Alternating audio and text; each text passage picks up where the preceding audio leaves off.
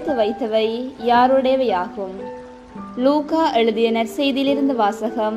அதிகாரம் 12, இறைவசனங்கள் 13 தொடக்கம் 21 நிறைவு பெற. அக்காலத்தில் கூட்டத்தில் இருந்த ஒருவர் இயேசுவிடம், போதகரே, சொத்தை என்னோடு பங்கிட்டுக் கொள்ளுமாறு என் சகோதரருக்கு சொல்லும் என்றார். அவர் அந்த ஆளை நோக்கி, என்னை உங்களுக்கு நடுவராகவோ பாகம் பிரிப்பவராகவோ அமர்த்தியவர் யார் என்று கேட்டார். பின்பு அவர் அவர்களை நோக்கி, எவ்வகை பேராசைக்கும் இடம் கொடாதவாறு எச்சரிக்கையாய் இருங்கள். மிகுதியான உடைமைகளை கொண்டிருப்பதால் ஒருவருக்கு வாழ்வு வந்துவிடாது என்றார். அவர்களுக்கு அவர் ஓர் உவமையை சொன்னார். செல்வனாய் இருந்த ஒருவனுடைய நிலம் நன்றாய் விளைந்தது. அவன், நான் என்ன செய்வேன், என் விளை பொருட்களை சேர்த்து வைக்க இடமில்லையே என்று எண்ணினான்.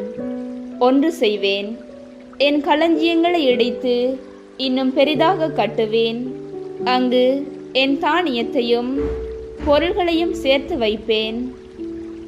பின்பு, என் நெஞ்சமே, உனக்கு பல்லாண்டுகளுக்கு வேண்டிய பலவகை பொருட்கள் வைக்கப்பட்டுள்ளன. நீ ஓய்வெடு, உண்டு குடித்து மகிழ்ச்சி திளைத்திடு எனச் சொல்வேன் என்று தனக்குள் கூறிக்கொண்டான். ஆனால் கடவுள் அவனிடம், அறிவிலியே, இன்றிரவே உன் உயிர் உன்னை விட்டு பிரிந்துவிடும். அப்பொழுது நீ சேர்த்து வைத்தவை யாருடையவையாகும் என்று கேட்டார். கடவுள் முன்னிலையில் செல்வம் இல்லாதவராய் தமக்காகவே செல்வம் சேர்ப்பவர் இத்தகையோரே. ஆண்டவரின் அருள்வாக்கு. கிறிஸ்துவே உமக்கு புகழ்.